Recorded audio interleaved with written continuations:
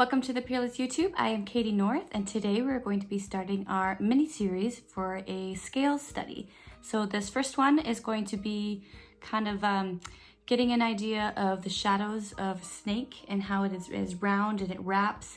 And we're not doing individual scales this time, but getting like an overview of how to get those round shapes with the shadows, and then a couple little tricks that I like to do to make scales look a little bit more realistic, but without doing individual scales. So I think it's a fun one. I hope you enjoy it, and I can't wait to see your paintings.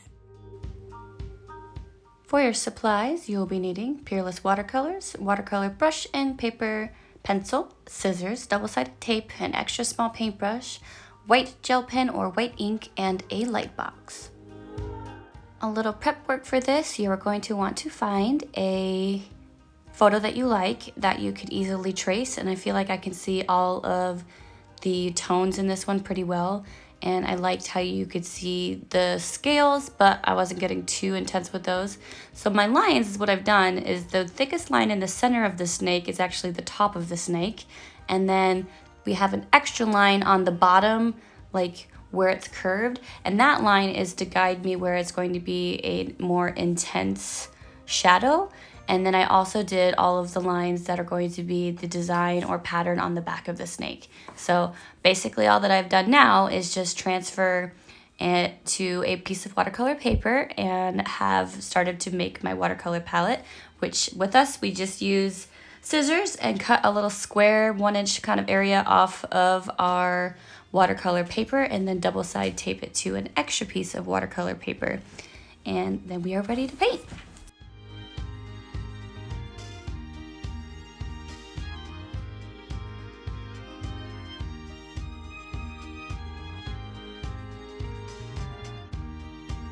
All right, so let's get started. So pink and green together are my favorite complementary tones, and I feel like you could get so many difference between like a bubblegum pink and a magenta and the geranium pink.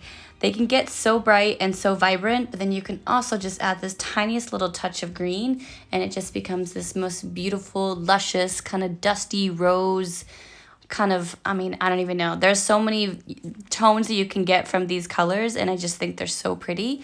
So what I want you guys to try to do is start with more of a green base and then add pink as you go and see kind of where you would like your colors to be. But generally speaking, where it is lighter and in like, not sunlight, but like wherever the light source is coming from in your reference photo, you're going to either want it to be a light pink or a light green. And then as the snake is turning and the bottom of the snake is in shadow, we're gonna add a little bit more of a darker green and a darker pink, which would be our magenta. So this one, we're gonna do it pretty light because I want this to be a really pretty soft fade. And so you can see there's a lot of water on the page, and there's a lot of pink areas and there's a lot of green areas. And this is going to be our first wash just to get the color of the green and all of it kind of moist, and then we're going to start adding in some more of the fun things. So paying attention to those lines. If you're working with my outline that I have that's going to be available, the line that's in the center, that's not your shadow line. That line is just the placement of the very top of your snake, so you know where that pattern and that top is going, anywhere that it is. What is your guidelines are those extra little lines on the lower half of every kind of twist and turn, and that's going to show you where you're going to start your shadows. So to build these shadows, the second wash, we're going to start with a darker green, and then I'm going to take the extra paint off of my brush, and then I'm going to softly feather it over the round of the snake and kind of give it that really soft look. And you can add some pink in there. You can do a darker green or a lighter, or you can do a darker green or a darker pink. They both look really pretty. But the main idea is that that bottom edge gets darker, and then you get that round shape by taking the excess paint off of your brush and kind of feathering it up and softening it. And then you can get a little bit more colors too. So like I did add, right there, I add a little bit more pink, and then I'm kind of just following my guide and knowing that, okay, that's the top of my snake, so I want to bring it around to the other front of the top of the snake, but that top of the bottom section needs to be darker, and the top where the light is hitting it, or your light sources is highlighting your snake, is going to stay lighter. So it's a little tricky. I hope that made sense. But yeah, kind of work around in this way and adding more or less of your liking of the pink and green. And then, yeah, and then we will do the next step of even darker shadows in a little bit.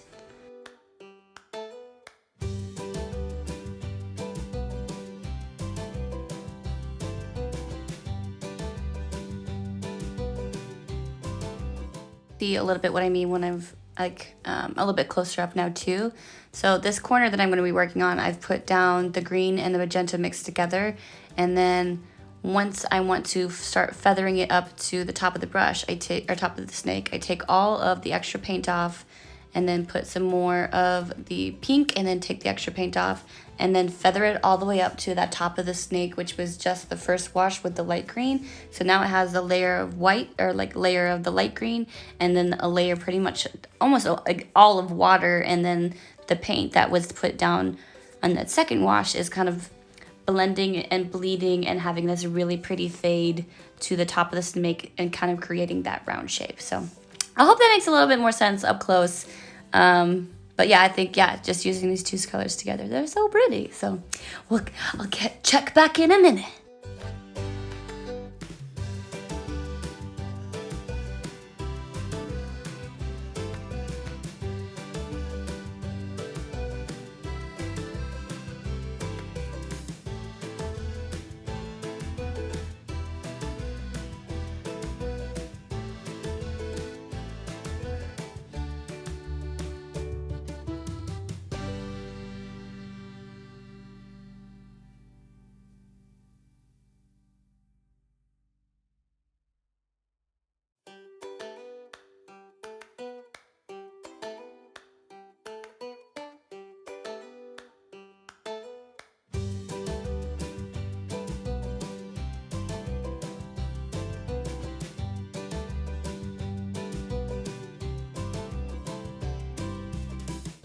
Okay, so now that we have finished this layer, we want to let it dry 100%, and it should look something like this, a little bit whatever. But you can see how soft these kind of bleeds and like how blended and smooth they are, and some parts are a little bit more intense with a little bit more intensive pigment and color. I think it looks so cool. I love it with the shape of the snake and just the whole thing. I think it's working really well. So now we're going to use those shadow lines, those guides that I kind of drew in there, and you're going to add the magenta and the dark green now, very saturated, very pigmented, and you're going to do a new shadow line just in those actual lines and not feather them into the snake. You've already got enough roundness to it. You know where your top of your snake is.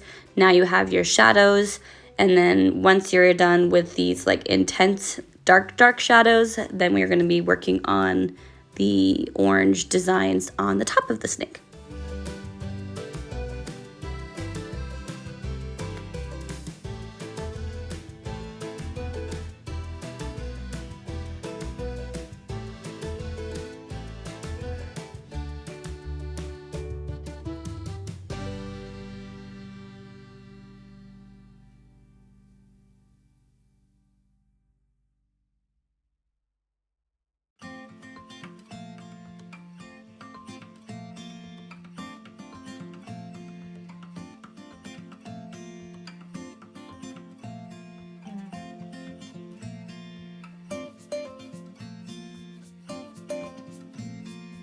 We've got our shadows almost done. I'm going to throw up a picture of our reference photo again, and just to give you guys an idea of where the color placement's going to be. So some of them are a lot more intense and on brighter orange, and then some of it's kind of yellow. I feel like the great thing about doing it kind of more freehand and just kind of in like the general shape, it's just gonna look really pretty. So ideally you would do kind of like a pattern of where all of the scales are going and try to get them in that way. But this one we're gonna be a little bit more playful, a little more artistic take on it, and we've outlined the areas where we want the colors to be, but generally just kind of give yourself a break and not try to make them too perfect, because I feel like the actual watercolor not really blotchy, but like speckled almost look, I feel works really well with this snake. So between the ripe peach and the geranium pink, it gets this really pretty color. And if you put a little bit more of the ripe peach and you kind of dilute it, you can get more of a yellow. And if you put the geranium pink and magenta and the ripe peach, you can get kind of like a more vibrant orange. Like that one's kind of more of a mixture of more of them, like all of them together. But yeah, basically I'm going to be, instead of filling it in perfectly, I'm going to be making little dashes almost. So I'm kind of filling in my patterns, knowing that the outside of these little kind of diamond or triangles is a little bit more of a darker red or a brighter orange, and then the kind of patterns that are around the edges and in the center of that little diamond are more of a yellow. So you can see as I'm going, I'm really just letting the watercolors kind of run out, and when I put it down initially, it's really bright and vibrant and intense, and then by the time I'm at some of the other patterns that I know are a little bit lighter, that, you know, the paint has kind of been used up on my brush already, so it's just more of a diluted version of the same thing, and just working around. And I feel like the little dash and lines kind of help it look more like scales, and when it's moving over the surface, the round surface of the snake, it works very well. So, and then also is what all of those, I'm sure you guys, if you've seen any of my other videos, we do a lifting technique, is where like those dark areas, you put a little drop of water and then you can pull it up with a paper towel. So sometimes you can make a really cool puddle with paint still in it and let it dry. And if you don't lift it up, you're not going to get like a white spot, but you're going to get like a more diluted mixture of the paint underneath and the paint that you put down. And so for these places that are in shadow, I want the scales to be the same tone, but I want them to be in shadow. So if I'm putting like a little puddle of this bright orange yellow into the areas that, like right here, that are dark green and that darkest shadow, but I'm not lifting it up, I'm just letting them dry, they kind of create like their own scale, like, because it's like a wet puddle, and then when it dries, it pulls some of that green paint into the center of it, and then when it dries together, it looks like it's like an iridescent kind of like orange scale, red scale, but in shadow. Super cool, looks awesome. I hope that makes sense the way that I'm explaining it. It might just have to be trying it on your snake to see it, like, you know, in real time on your painting. But yeah, just working this way all the way around until you've filled in all of your orange and reddish and yellow designs.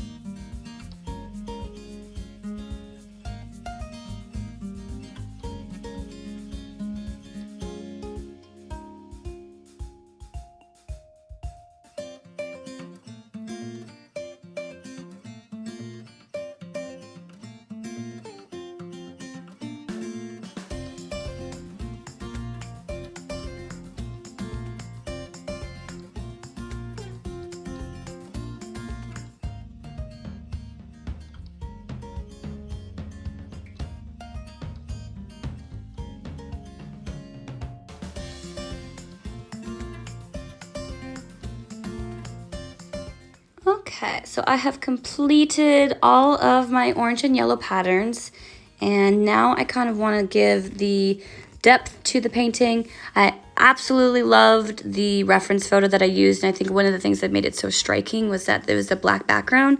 So I am putting a plate over my watercolor paper and drawing a circle. You can use a compass. I cannot find mine at the moment, so a plate it is. And I am going to be filling in all the way around the snake with a black. So using that same plate, I am going to be using quite a bit of my black Peerless sheet because I want it extremely dark. I don't want to have to do it multiple times and multiple washes, and I want to be able to do like one layer. So what I am doing is pretty much getting my, maybe about half of it wet, and then taking all of the paint off and putting it into onto the plate with water. And then after it's all on the plate, I'm going to be using a watercolor brush and dipping only into the puddle of paint into my paintbrush, or into my painting. So that way I am not adding any more or less water to make any tones or variations between this black. The whole thing ideally should be the same black tone all the way around. So if you're looking how to get like a one solid tone for like a background or something like that, this is one way to do it. I feel like it does waste some of the black paint just because, you know, you could go back and forth and you could have the Peerless dry on the sheet and you can kind of preserve it a little bit more and get a little bit more paint off of it. But, you know, sometimes you got to do what you got to do. And you can see how dark and rich it is all the way around with the watercolor paper, like with the watercolor brush. And there's not very many, you know, difference in tones. So if you'd like to do that, that's how I did it. And yeah, I think it looks super cool. I think it makes the orange and all of the yellows pop. And you would think too, like originally when it was more of that pink and green, now that you've put that orange vibrant pattern on top of it, you don't really see the pink, and like you could see the green a little bit, but you can't see it as much as, not necessarily as much as you think, but like it just kind of shows you that those tones, like those undertones of the painting are, you know, help with making that dimension and shape. And not necessarily, oh, it looks pink in the end, but it's still more of like a natural snake color. So I think it's really cool. I was really happy with this one. I definitely don't paint snakes very often at all. I have painted a ton of mermaids, and I absolutely love, like, you know, mermaid scales and snake scales and fish scales and all of those things. So I was really excited to paint these snakes with you guys. But now I'm kind of obsessed. Like, I think I would like to do a lot more of them because they're so cool. So anyway, once you've filled in the black of your background, we do a little bit more touch-up stuff and creative detail things.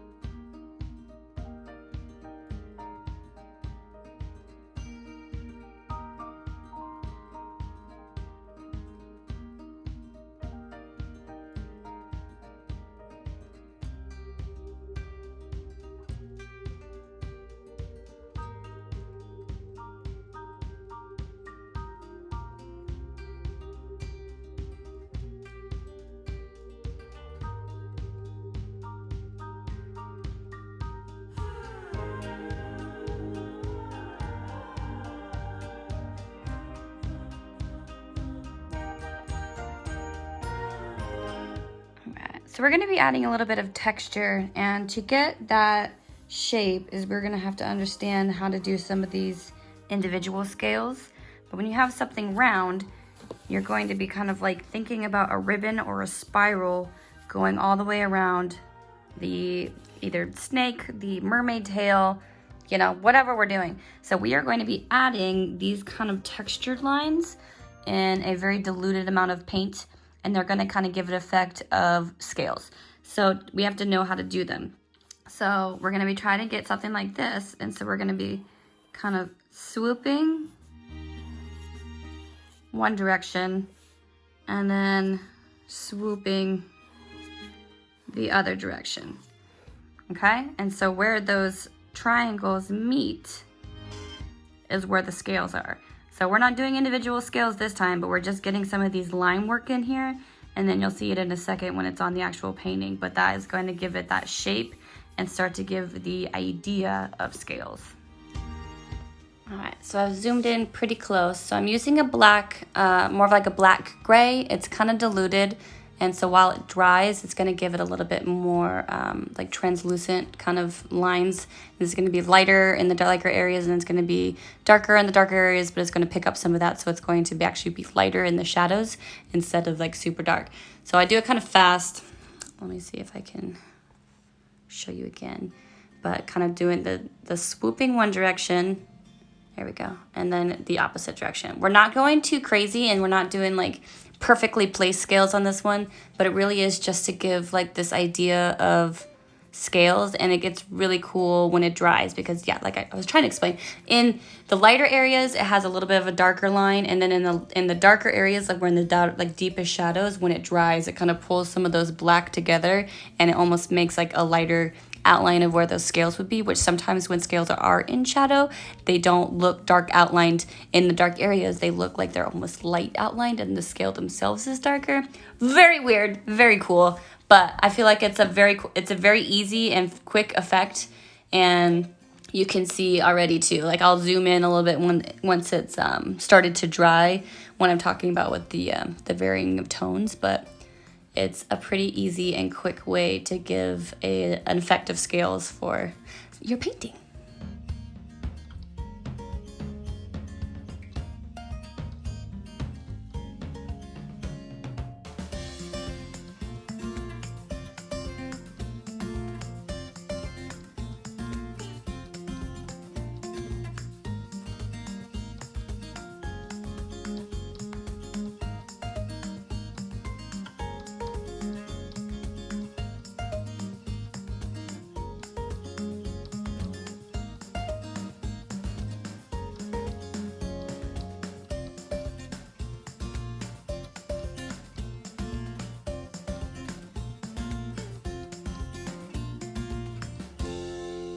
All right, so now we are done with all of our washes and our background and our like translucent scale outline, and now we are ready for our white highlights. And I'm basically just doing an outline, very like a small. I think I might even cut my paintbrush to be even smaller, which just means I need new extra small paintbrushes because you know you can never get too detailed.